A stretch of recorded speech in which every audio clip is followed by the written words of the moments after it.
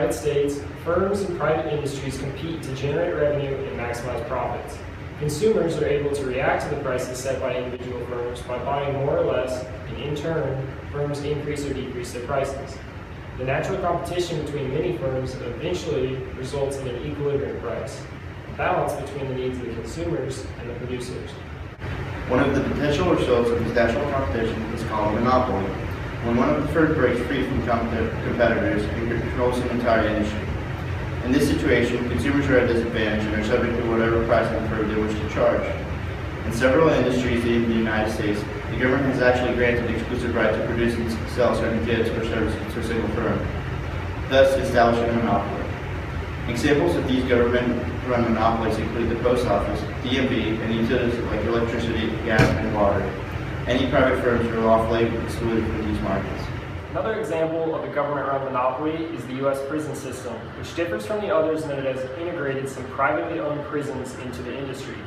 Currently, there is a debate going on in the United States as to how the prison system should be managed in the future. Should the entire system be privatized, or should it be kept the way it is?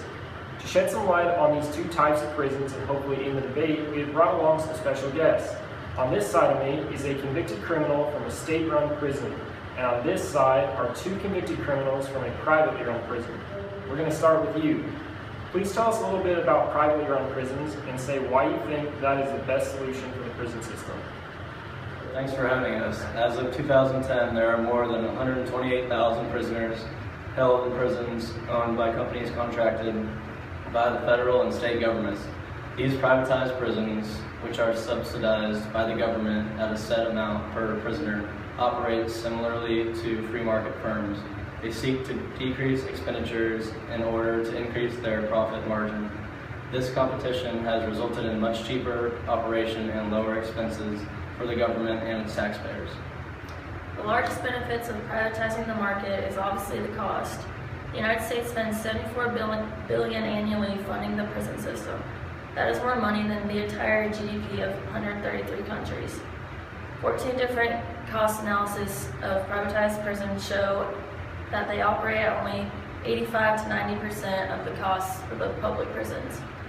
That means the U.S. could save more than $11 billion each year by privatizing the prison system. Government-run monopolies are fundamentally ineffective. The beauty of a free market system is the incentive of profits.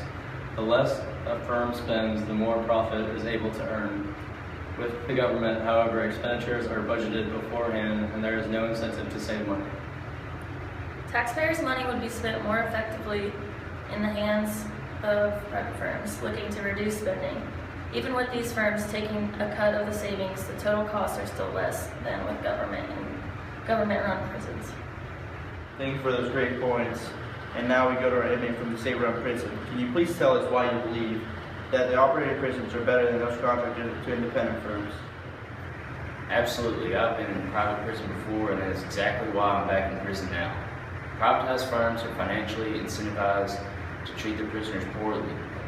They are out to make a profit, so they will cut costs in as many ways as possible.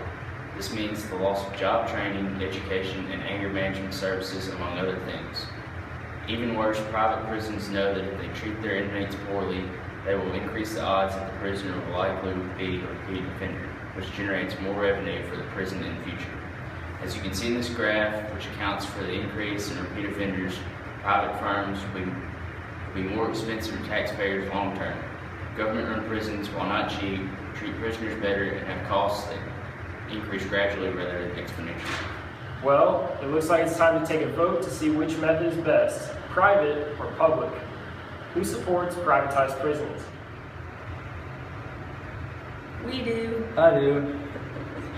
Okay. Who is in support of public prisons? Me. All right, it looks like private it is.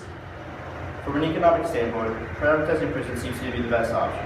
Having private firms control the industry would allow for competitors to drive prices down, significantly reducing the nation's prison expenditures.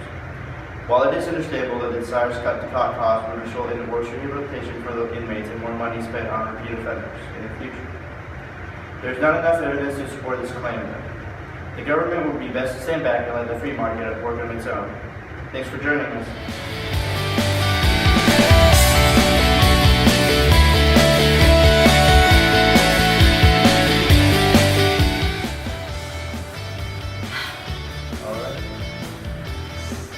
Can't get it right.